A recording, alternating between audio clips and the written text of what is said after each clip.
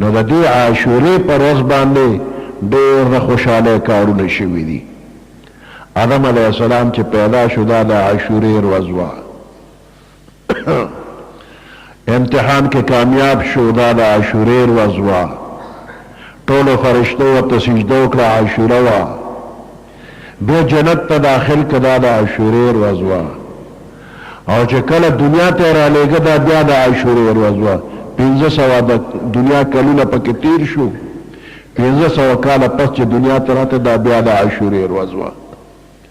نو دا مخکینی کارونه خو د خوشحالۍ دي، خو دا د جنت چې بار راستلو دا هم د خوشحالۍ کار دی. په ظاهره خو داسې ښکاري چې آدم علیه السلام یې د جنت نه رابار که نو دا خو خفه شو. جنت د خوشحالۍ دی دی رابار که نو په ظاهره د خفقان کار ښکاري، خو د خفقان نه دی. د جنت یو آدم راوتلی دی او لکونه او کروڑونه او اربونه و بیا داخل شي.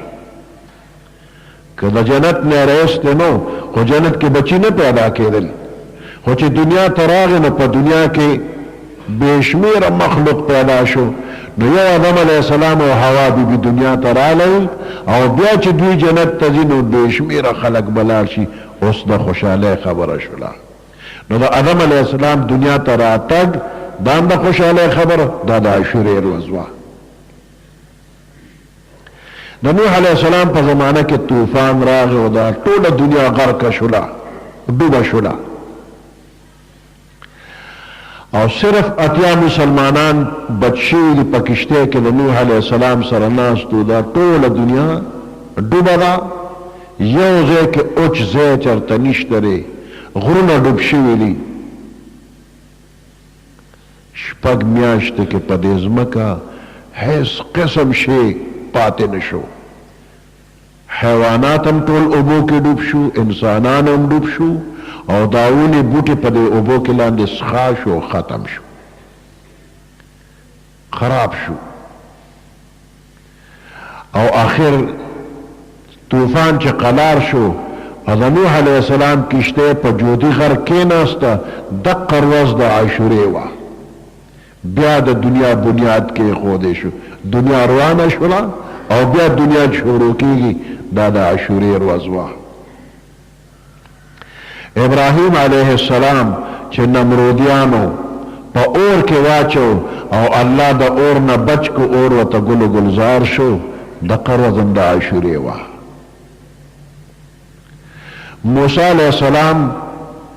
په دریاب پورې وته او فرعون سره د ملګرو ډوب شو. نو موسی علیه السلام ته چې الله نجات ورکړو دا ورځ د عاشورې وه. نو داسې ډېر کارونه د عاشورې په ورځ باندې شوي. پیغمبر علیه السلام چې مدینې منورې ته هجرت وکړو نو د مدینې منورې خلکو په دې 10 لپاره روژه نیسو چې موسی علیه السلام ته نجات ورکړی شو. زمان پیغمبر علیه السلام فرمایل من ډېر لایق یو چې د موسی علیه السلام په نجات موږ شکر ادا کو، موږ هم روژه ونیسو. خو یهود سره مخالفت پکار دی. یهود یو ورځ روژه نیسي، موږ به 2 ورځې روژې نیسو.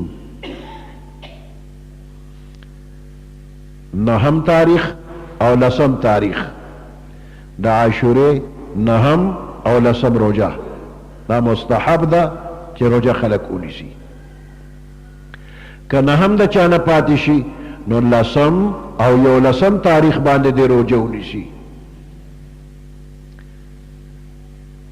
د حکومت د اتوار د شپې نه میاشت ده، خو دوی لږ ساعت پسې ویني او داسې نور خلک چې تیز نظر یې هغوی یې ترې نه مخکې ویني نو اتوار نه خالي یې که. نو د خالي نه چې حساب وکړې نو خالي به 8 شي او د اتوار ورځ به 9 شي او د ګل ورځ به 10 شي. نو د اتوار او د ګل روژه د خلک ونیسي. که اتوار چا نه پاتې شي نو ګل او 9 د روژه ونیسي. اتوار ګل یا ګل 9 دا 2 روژې مستحب دي. په دې 10 تاریخ باندې حدیث مبارک کې راځي چې په خپل اهل او عیال باندې خوراک سکاک کې فراخي وکړي نو راتلونکي ټول کال به په فراخۍ شي. په 10 محرم باندې عام طور چې بنده کور ته کم خرچ خوراک را رسي د هغې نه به لږ زیات راوړي د خوراک څښاک انتظام به زیات وکړي نو چې څومره د خوراک څښاک ښکلي څیزونه دا د زیات کړو راتلونکي را روان کال به ټول همدقسې ښه فراخه در باندې تېر شي هېڅ قسم کمې به نه وي نو دا څیزونه چې لږ زیات کور ته راوړي نو خوړې خو یې پخپله نه شي که نه بیا نه یې شي خلاصولی ځکه ستا د اندازې نه به دا تا لږ زیات راوړي نو ستا واړه زاګې خو یې خوړې نه شي ټوله نو ګیر چاپېره ګاونډیان دي غریبانان دي نو هغې له به هم ورکې نو خیرات هم پکې وشو قصد او اراده نه مخکې نه د خیرات پکې وکړه چې خپل بال بچ هم راوړم او دا نږدې ګاونډیان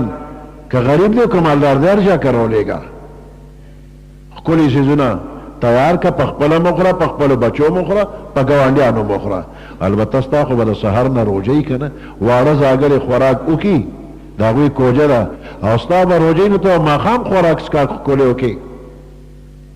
او داسې ګاونډیانو کوم چې کوم لوی کسان دي روژې ماښام روژه ماتې وله ورولېږه ګاونډیانو کرم ولېږه نو خپل خپلوان غریب مالدار ګاونډي غیر ګاونډي هر څوک چې وي په دقه ورځ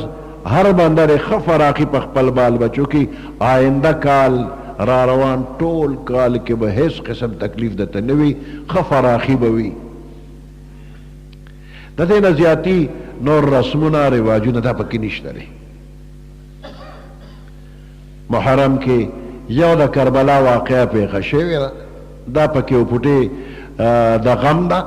چې د پیغمبر علیه السلام اهل بیت په دغه میدان کې شهیدان شوي دي اوس خلک وایي چې په محرم کې واده خي او په محرم کې واده خي